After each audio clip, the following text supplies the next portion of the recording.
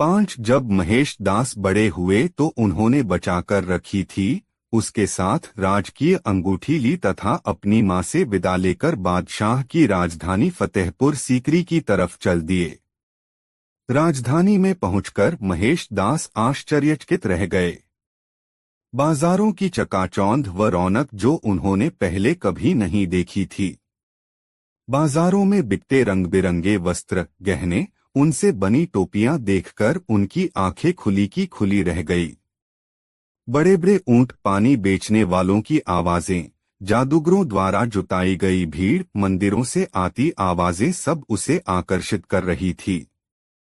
लेकिन महेश अपनी यात्रा के मकसद को बिना भूले महल की तरफ चल दिया।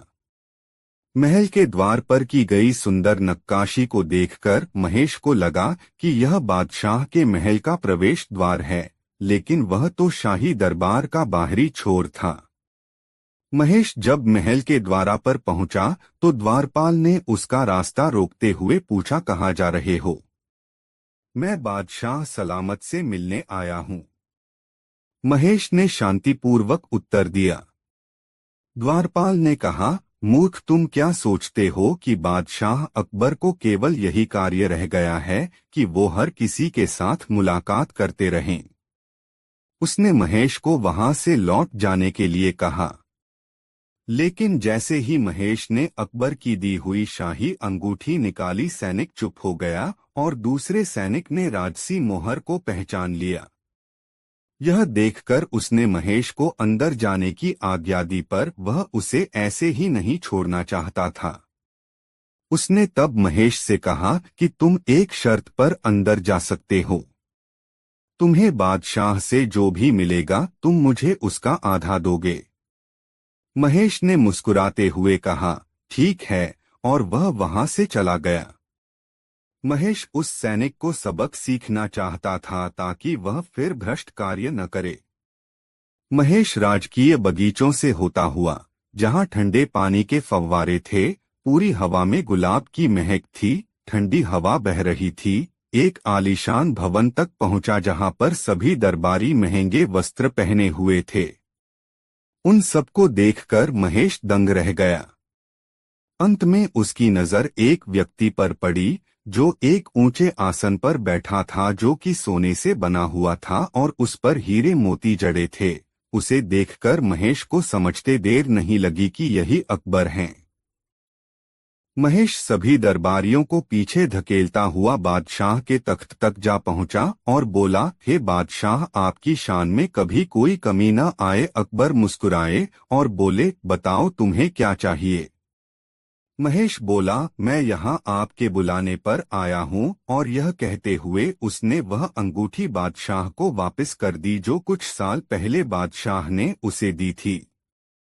अकबर ने हंसते हुए महेश का स्वागत किया और पूछा, मैं तुम्हारे लिए क्या कर सकता हूँ, तुम्हें क्या दे सकता हूँ? दरबारी उस अजीब से दिखने वाले व्यक्ति को देखकर हैरान थे कि आखिर यह कौन है जिसे बादशाह इतना सम्मान दे रहे हैं। महेश ने कुछ पल सोचा और कहा, आप मुझे 100 कोड़े मारने की सजा दीजिए। यह सुनकर दरबार में सन्नाटा छा गया। बादशाह अचरज से बोले, क्या कहते हो? तुमने तो कुछ गलत नहीं किया जिसके लिए तुम्हें 100 कोड़े दिए जाएं। क्या बादशाह सलामत मेरी दिल्ली इच्छा को पूरा करने के वायदे से पीछे हट रहे हैं? नहीं, एक राजा कभी अपने शब्दों से पीछे नहीं हटता। अकबर ने बड़े हिचकिचाते हुए सैनिक को आदेश दिया कि महेश को 100 कोड़े लगाए जाएं। महेश ने अपनी पीठ पर हर कोड़े का वार बिना किसी आवाज के सहन किया। जैसे ही 50वां कोड़ा महेश की पीठ पर पड़ा, वह एकदम अलग कूद कर चिल्लाया, रुको। तब अकबर भी हैरान होते हुए बोले, अब तुम्हें समझ आया कि तुम कितने पागल हो। नहीं जहां पनाह, मैं जब महल में आपको देखने आना चाहता था तब मुझे महल के अंदर आने की आज्ञा इसी शर्त पर मिली थी कि मुझे आपसे जो भी मिलेगा उसका आधा उस सेवक को दिया जाएगा। इसलिए कृपा करके बाकी के कोड़े उसे लगाए जाएं। पूरा दरबार हंसी के ठहाकों से गूंज उठा। जिनमें अकबर की हंसी सबसे ऊंची थी। इसी के साथ उस सैनिक को दरबार में आकर अपनी घूस लेने की आज्ञा दी गई। अकबर ने महेश से कहा, तुम अब भी इतने ही बहादुर हो जितने पहले थे, लेकिन तुम पहले से भी चालाक हो गए हो। मैं इतने प्रयत्नों के बावजूद भी अपने दरबार से भ्रष्टाचार नहीं हटा सका, लेकिन तुम्हारी छोटी सी चालाकी से लालची दरबारियों को सबक मिल गया। इसलिए आज से मैं तुम्हें बीरबल के नाम से पुकारूंगा और तुम दरबार में मेरे साथ बैठोगे और हर बात में मुझे सलाह दोगे। एक दिन बादशाह अकबर ने सोचा, हम रोज रोज न्याय करते हैं, इसके लिए हमें सही गलत का पता लगाना पड़ता है। लेकिन सही और गलत के बीच आखिर अंतर कितना होता है? दूसरे दिन बादशाह अकबर ने यह सवाल दरबारियों से पूछा। दरबारी इस प्रश्न का क्या मतलब देते? वे एक दूसरे की शक्ल देखने लगे। बादशाह समझ गए कि किसी के पास इस सवाल का जवाब नहीं है। इसलिए उन्होंने बीरबल से पूछा, तुम ही बताओ सही और गलत में कितना अंतर है? बीरबल चौंके। वह तो समझते थे कि इस सवाल का कोई जवाब नहीं हो सकता। इसलिए बीरबल का जवाब सुनकर बड़ा आश्चर्य हुआ। उन्होंने कहा, बीरबल, समझाकर बताओ। जहांपना, आंख और कान के बीच 4 अंगुल का अंतर है। यही सही गलत के बीच की दूरी है। आप जिसे अपनी आंखों से देखते हैं वह सही है, जिसे अपने कानों से सुनते हैं वह गलत भी हो सकता है। इसलिए सही और गलत के बीच 4 अंगुल का अंतर माना जाएगा। यह सुनकर बादशाह अकबर बोले, वाह बीरबल वाह, तुम्हारी बुद्धि और चतुराई का जवाब नहीं। एक दिन अकबर के दरबार में एक अरब व्यापारी अपने घोड़े के साथ पहुंचा। उसके पास हर उम्र और हर किस्म के घोड़े थे। अकबर ने उनमें से कुछ घोड़े चुने और उनका दाम देकर व्यापारी को अरब से कुछ उम्दा घोड़े लाने को कहा। व्यापारी राजी हो गया और बादशाह से 2 लाख रुपए पेशगी के तौर पर मांगे। अकबर ने तुरंत खजांची को रकम देने का हुक्म दिया तथा व्यापारी जल्दी ही वापस आने का वायदा कर पैसे लेकर चला गया। कुछ समय बाद अकबर ने बीरबल को मूर्खों की एक सूची तैयार करने को कहा। बीरबल ने उत्तर दिया, बादशाह सलामत, वह तो मैंने पहले ही तैयार कर ली है। अकबर सूची में सबसे ऊपर अपना नाम देखकर क्रोधित हुए और बीरबल पर चिल्लाकर बोले, तुम्हारी हिम्मत कैसे हुई इस सूची में बादशाह का नाम सबसे ऊपर रखने की? बीरबल ने उत्तर दिया, बादशाह आपने पिछले सप्ताह व्यापारी को 2 लाख रुपए बिना सोचे समझे दे दिए, क्या पता वह व्यापारी घोड़े लेकर आएगा या नहीं। इसलिए मैंने इस सूची में आपका नाम सबसे ऊपर लिखा। अकबर ने कहा, और अगर व्यापारी घोड़े लेकर आ जाता है तो तब मैं आपके नाम की जगह उसका नाम डाल दूंगा। अकबर को महसूस हुआ कि उन्होंने व्यापारी को पेशगी रकम देकर गलती की है और वे चुप रहे। बीरबल हमेशा एक बात कहते थे कि जो होता है अच्छे के लिए ही होता है। बादशाह अकबर उसकी इस बात को हमेशा गलत ठहराते थे। एक दिन तलवार को संभालते समय बादशाह की छोटी उंगली कट गई। बीरबल ने तुरंत बादशाह से कहा, चिंता न करें, जो भी होता है उसके पीछे कोई कारण होता है और वह कारण अच्छे के लिए होता है। बादशाह अकबर बीरबल की इस बात पर बहुत क्रोधित हुए और उसे जेल में डाल दिया। बादशाह ने उंगली पर पट्टी बांधी और कुछ दिन बाद मन बदलने के लिए जंगल में शिकार के लिए चल दिए। कुछ देर बाद वे शिकार दल से अलग हो गए और अचानक से कुछ आदिवासियों ने उन्हें घेर लिया, मानव बलि देने के लिए। बादशाह को बलि के बकरे की तरह बांधकर मंदिर तक लाया गया। मंदिर के पुजारी ने जब बलि देने के लिए बादशाह का परीक्षण किया हो कहा कि यह बलि देने लायक नहीं है क्योंकि इसकी उंगली गायब है। यह जानकर बादशाह को छोड़ दिया गया। महल वापस लौटने पर बादशाह ने भगवान को अपनी उंगली कटने का धन्यवाद किया जिसके कारण उनका जीवन बच गया। वे फौरन बीरबल से मिलने जेल पहुंचे। बीरबल, तुम्हें जेल में डालने के लिए माफी चाहता हूं। अब मैं समझ गया हूं कि मेरी उंगली का काटना मेरे लिए किस प्रकार अच्छा था। लेकिन मुझे बताओ, ईश्वर ने मुझे तुम्हें जेल में क्यों डालने दिया? यह तुम्हारे लिए कैसे अच्छा था? बीरबल ने उत्तर दिया, जहांपनाह, अगर मैं जेल में नहीं होता तो आप मुझे अपने साथ शिकार पर ले जाते और आदिवासियों द्वारा आपको छोड़ने पर वे मुझे के लिए ले जाते। एक दिन शाही महल और किले में सजावट हो रही थी। अरब और फारस की खाड़ी से लोग आए हुए थे।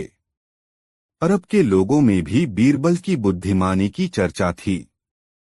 उन लोगों में से किसी ने कहा, यहाँ पर न अकबर है न बीरबल। मेजबान कौन है? मैं आ गया हूँ, आते आते बीरबल ने कहा। बीरबल को वे लोग ऐसे देख रहे थे जैसे किसी अजूबे को देख रहे हों। बहुत तो उनमें ऐसे थे जो बीरबल को ही देखने आए थे। बीरबल अब उन्हीं लोगों के बीच बैठा था। सभी लोग बादशाह का इंतजार कर रहे थे।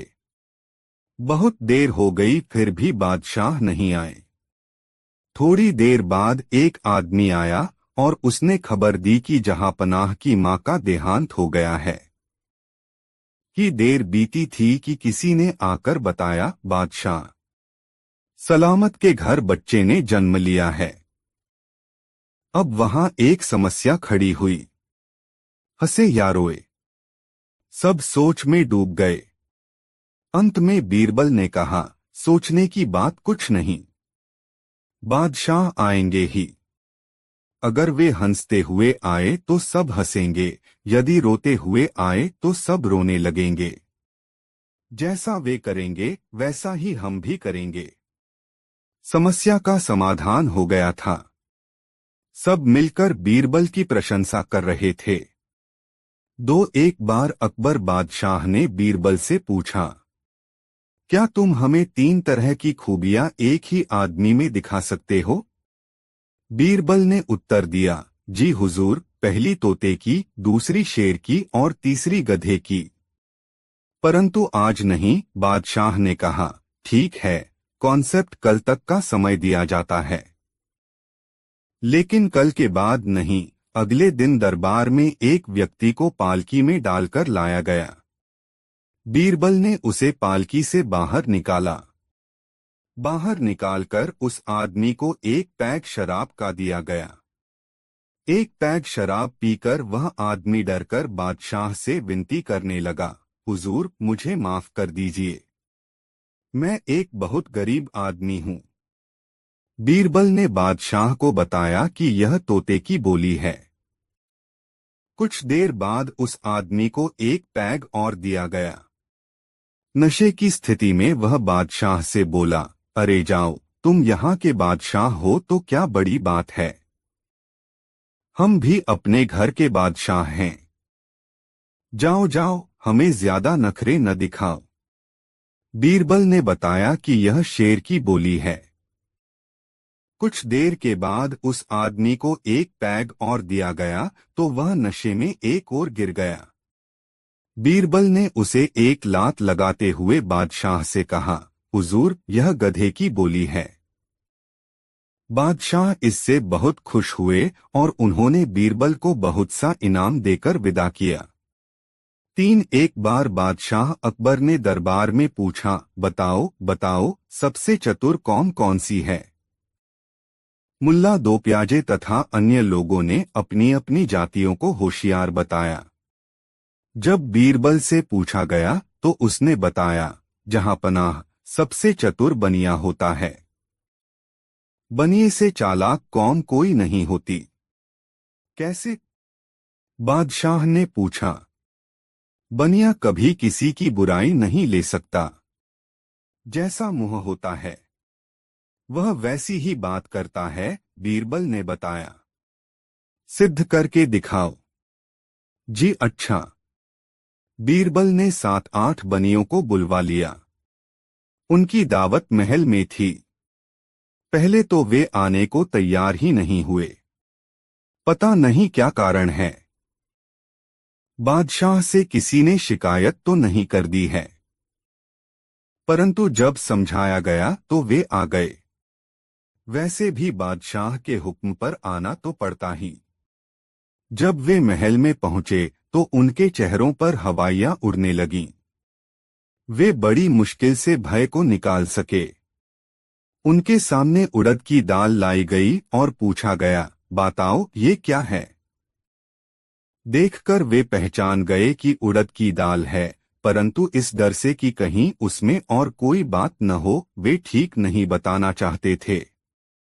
किसी ने कहा मूंग, एक ने कहा मसूर, तीसरे ने मोठ बताया, उड़द किसी ने नहीं बताया। बादशाह की समझ में कुछ नहीं आ रहा था कि वे क्या बक रहे हैं। बादशाह बोले, अरे मूर्खा, ये उड़द की दाल है। हाँ जी, वही है, वही है। सब एक साथ बोले। बीरबल और बादशाह ने एक दूसरे की ओर देखा। बीरबल ने पूछा, क्या है ये। जी वही जो बादशाह ने बताया। क्या बताया। हमें तो याद नहीं रहा, हुजूर। अब बादशाह ने पूछा, बीरबल, यह उड़द की दाल क्यों नहीं कहते। वहम के कारण बीरबल बोला, इन्हें वहम है कि दाल में कोई बात है। ये चालाक हैं। अब तो आप मान गए। बादशाह ने इनाम देकर उन्हें भगा दिया। हाँ बीरबल, ये सबसे चालाक हैं। वहम और शक के कारण उड़द की दाल नहीं कहा। दूसरा यह भी कि हम कुछ और न कह दें, इसलिए जो हमने कहा था वही बताया। सब एक साथ बोले और हमारी हाँ में हाँ मिलाई। 3 बादशाह अकबर छोटे थे जब उनकी मां का देहांत हुआ था। महल में तब एक दासी रहती थी जिसका शिशु भी दुधमुह था। वह नन्हे अकबर को दूध पिलाने को राजी हो गई। दासी का वह पुत्र व अकबर दोनों साथ साथ दासी का दूध पीने लगे। दासी के पुत्र का नाम हुसिफ था। समय बीतता रहा। अकबर बादशाह बन गए, लेकिन हुसिफ की मित्रता जुआरियों के साथ थी। एक समय ऐसा आया जब हुसिफ के पास भोजन के लिए भी पैसे न थे। हुसिफ एक दिन बादशाह अकबर के पास पहुंचा। हुसिफ के दरबार में पहुंचते ही बादशाह ने उसे ऐसे गले लगाया जैसे उसका सगा भाई ही हो। हुसिफ को अकबर ने दरबार में नौकरी दे दी। रहने के लिए बड़ा मकान और घोड़ा गाड़ी भी दी। फिर बोला, कुछ और जरूरत हो तो कह डालो। हुसिफ बोला, मैं महसूस करता हूं कि बीरबल जैसे बुद्धिमान व योग्य व्यक्ति के साथ रहूं। बादशाह अकबर ने हुसिफ की यह इच्छा भी पूरी करने का फैसला किया। उन्होंने बीरबल को बुलाकर कहा, बीरबल, हुसिफ मेरे भाई जैसा है। वह तुम्हारे जैसा योग्य सलाहकार चाहता है। बीरबल बोले, जैसी आपकी आज्ञा हुजूर। यह कहकर बीरबल सोच ही रहे थे कि समस्या को हल कैसे किया जाए, तभी पास की पशुशाला से सांड के रंभाने की आवाज आई। आखिरकार उसे अपने भाई जैसा कोई मिल ही गया था। अगले दिन उस सांड के साथ बीरबल महल में जाकर अकबर के सामने खड़े हो गए। अकबर ने पूछा, बीरबल, तुम अपने साथ इस सांड को लेकर क्यों आए हो। बीरबल बोले, यह मेरा भाई है बादशाह सलामत, हम दोनों एक ही माँ का दूध पीकर बड़े हुए हैं। गौ माता का दूध पीकर, इसलिए यह सांड मेरे भाई जैसा है, दूध भाई। यह बोलता भी बहुत कम है। इसे हुसिफ को दे दें, उसकी इच्छा पूरी हो जाएगी। बीरबल का उत्तर सुनकर अकबर को अपनी गलती का एहसास हो गया। शिक्षा। एक ही माता का दूध पीकर जब दो बालक बड़े हो जाते हैं, तब उनके विचार भी एक जैसे नहीं रहते। एक किसी और दिशा में सोचता है तो दूसरा किसी और दिशा में। बादशाह ने यह सोचकर हुसिफ को बीरबल के साथ रहने को कहा था कि बीरबल जैसे योग्य मंत्री के साथ रहने पर उसके भी विचार बदलेंगे। लेकिन बीरबल के बुद्धिचातुर्य ने बादशाह की इस धारणा को खारिज कर दिया। एक बार बादशाह अकबर को इस बात का घमंड हो गया कि वे इतने बड़े मुल्क हिंदुस्तान के बादशाह हैं। वे क्या कुछ नहीं कर उन्होंने अहंकार से भरकर दरबारियों से पूछा, क्या कोई ऐसा काम है जिसे मैं नहीं कर सकता? एक चाटुकार दरबारी ने चापलूसी करते हुए कहा, हुजूर का इकबाल बुलंद हो। आप सब कुछ कर सकते हैं, बस केवल सूरज, चांद और दुनिया नहीं बना सकते। हुजूर के वश में मौत नहीं। वैसे हुजूर सब कुछ कर सकते हैं, केवल अन्याय नहीं कर सकते। अकबर ने अन्य दरबारियों की राय पूछी। हर किसी ने अपने अपने तरीकों से बादशाह के बड़पन की प्रशंसा की। अंत में उन्होंने बीरबल पर दृष्टि जमाई और पूछा, तुमने नहीं बताया बीरबल, हम क्या नहीं कर सकते? जहां पनाह, सच बात तो यह है कि आप कई काम नहीं कर सकते। जैसे बादशाह के माथे पर बल पड़ गए। बीरबल बोला, जैसे आप हथेली पर बाल नहीं उगा सकते, आप भूख को वश में नहीं कर सकते। आप आदमी को जानवर और जानवर को आदमी नहीं बना सकते। और गुस्ताखी माफ हो जहां पनाह, आप स्त्रियों की भांति प्रसव पीड़ा सहकर बच्चों को जन्म नहीं दे सकते। यह सुनकर बादशाह सोच में डूब गए। उन्हें एहसास हुआ, सच्ची और खरी बात कहकर बीरबल ने उनकी आंखें खोल दीं। वे बीरबल की प्रशंसा किए बगैर न रहे। इस कहानी से शिक्षा, अनहोनी बातों के बारे में कल्पना कर ये समझ बैठना कि वह सब कुछ कर सकता है, कोरी मूर्खता ही तो है। बादशाह भी इस बारे में मूर्ख सिद्ध हुआ। बीरबल ने सच्चाई उसके सामने उजागर कर दी।